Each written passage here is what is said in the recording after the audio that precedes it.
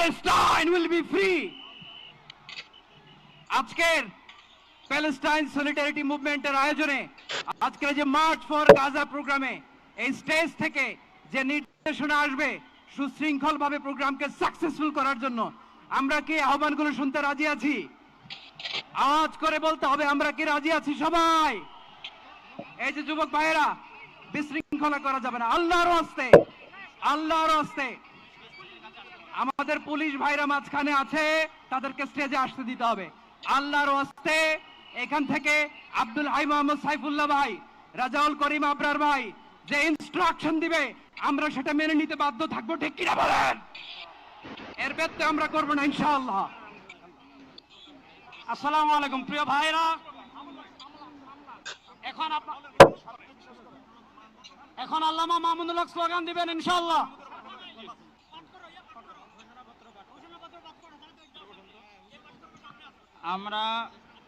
আমরা আমাদের এই অনুষ্ঠানের ঘোষণাপত্র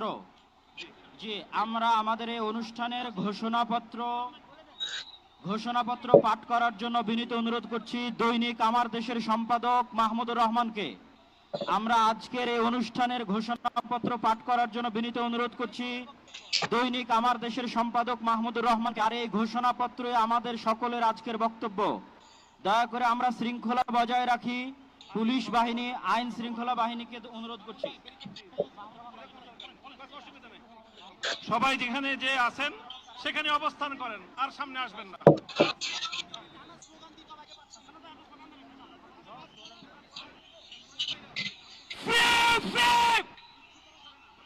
আমি বলবো ফ্রি ফ্রি, আপনারা বলবেন Palestine. Free free Palestine, free free, Palestine. সবার ফিলিস্তিনের পতাকা উপরে দেখতে চাই। ফ্রি ফ্রি, সবাই বসেন, সবাই বসেন, সবাই বসে যান, সবাই বসেন, ওই সবাই। Free free, free free, free free, free free, from the river to the sea.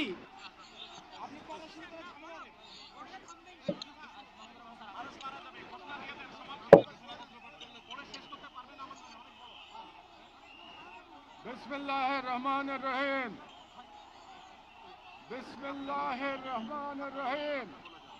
আল্লাহর নামে শুরু করছি, যিনি পরাক্রমশীল, পরাক্রমশালী, যিনি ন্যায় বিচার প্রতিষ্ঠাকারী, যিনি মজলুমের পাশে থাকেন আর জালিমের পরিণতি নির্ধারণ করেন।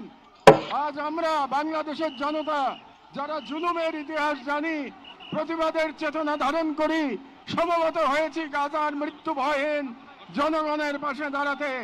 আজকের এই সমাবেশ কেবল প্রতিবাদ নয়, এটি ইতিহাসের সামনে দেওয়া আমাদের জবাব, একটি অঙ্গীকার, একটি শপথ। এই পদযাত্রা ও গণজামায়াত থেকে আজ আমরা 4টি স্তরে আমাদের দাবি সহ উপস্থাপন করব। আমাদের প্রথম দাবিগুলো জাতিসংঘ আন্তর্জাতিক সম্প্রদায়ের প্রতি, যেহেতু জাতিসংঘ আন্তর্জাতিক সম্প্রদায় সকল জাতির অধিকার রক্ষার, দখলদারিত্ব, গণহত্যা রোধের সংকল্প প্রকাশ করে, এবং আমরা দেখেছি গাজায় প্রতিদিন যে রক্তপাত, যে ধ্বংস চলছে, তা কোনো একক সরকারের ব্যর্থতা নয়, বরং এটি একটি আন্তর্জাতিক ব্যর্থতার ফল। এবং এই ব্যর্থতা শুধু নীরবতার মধ্যেই সীমাবদ্ধ নয়, বরং পশ্চিমা শক্তি বলয়ের অনেক রাষ্ট্র সরাসরি দখলদার ইসরায়েলকে অস্ত্র, অর্থ ও কূটনৈতিক সহায়তা দিয়ে এই গণহত্যাকে দীর্ঘস্থায়ী করেছে। এবং এই বিশ্ব ব্যবস্থা দখলদার ইসরায়েলকে প্রশ্নবিদ্ধ না করে বরং রক্ষা করার প্রতিযোগিতায় নেমেছে। সেহেতু আমরা জাতিসংঘ ও আন্তর্জাতিক সম্প্রদায়ের প্রতি জোরালো দাবি জানাচ্ছি: 1. জায়নবাদী ইসরায়েলের গণহত্যার বিচার আন্তর্জাতিক আদালতে নিশ্চিত করতে হবে। 2. যুদ্ধবিরতি নয়, গণহত্যা বন্ধে কার্যকর ও সম্মিলিত পদক্ষেপ গ্রহণ করতে হবে। 3.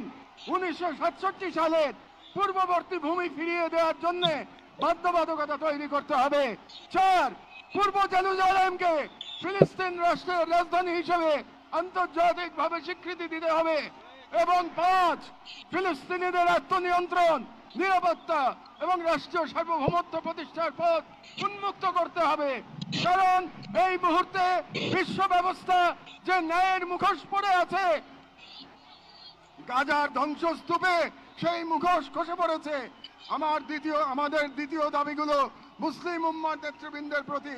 যেহেতু আমরা বিশ্বাস করি ফিলিস্তিন কেবল একটি ভূখণ্ড নয়, এটি মুসলিম উম্মার আত্মপরিচয়ের অংশ, এবং গাজা এখন কেবল একটি যুদ্ধবিধ্বস্ত শহর নয়, এটি আমাদের সম্মিলিত ব্যর্থতার বেদনাদায়ক প্রতিচ্ছবি।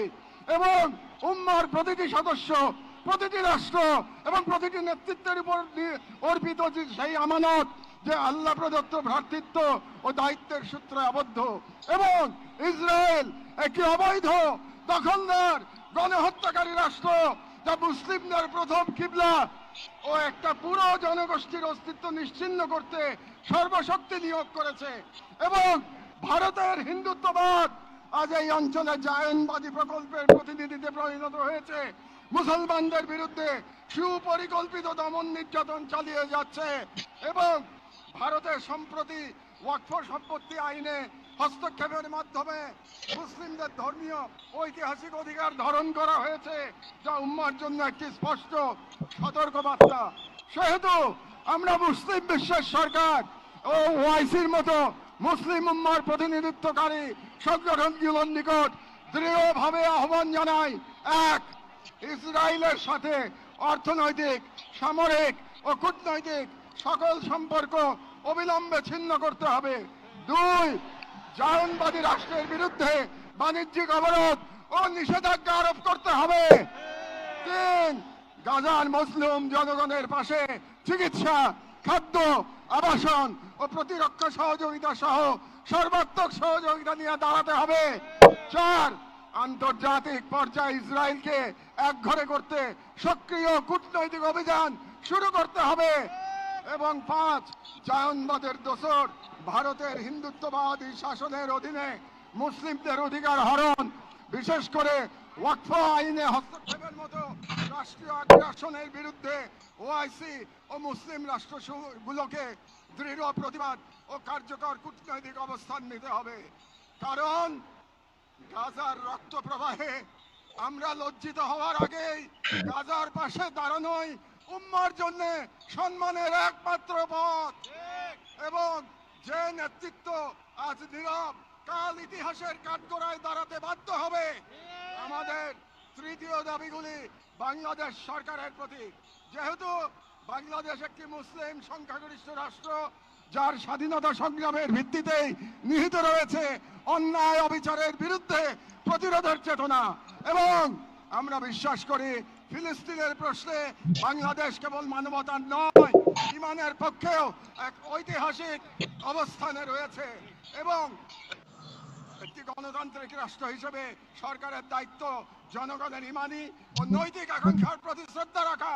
এবং বাংলাদেশের জনগণ গাজার পাশে থাকার অঙ্গীকার করেছে, তাই রাষ্ট্রীয় পর্যায়ে নীরবতা এই জন আকাঙ্ক্ষার প্রতি অবজ্ঞার শামিল। সেহেতু আমরা বাংলাদেশ সরকারের প্রতি দৃঢ়ভাবে আহ্বান জানাই। এক, বাংলাদেশি পাসপোর্টে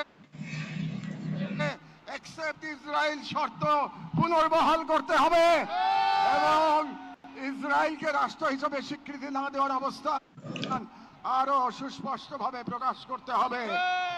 দুই, সরকারের ইসরায়েলি কোন প্রতিষ্ঠানের সাথে যত চুক্তি হয়েছে তা বাতিল করতে হবে। তিন, রাষ্ট্রীয়ভাবে গাজায় ত্রাণ ও চিকিৎসা সহায়তা পাঠানোর কার্যকর ব্যবস্থা নিতে হবে। চার, জায়নবাদের দোসর ভারতের হিন্দুত্ববাদী সরকারের অধীনে মুসলিম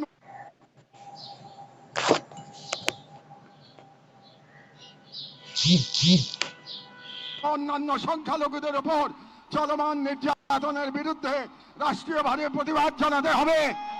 যেহেতু হিন্দুত্ববাদ আজ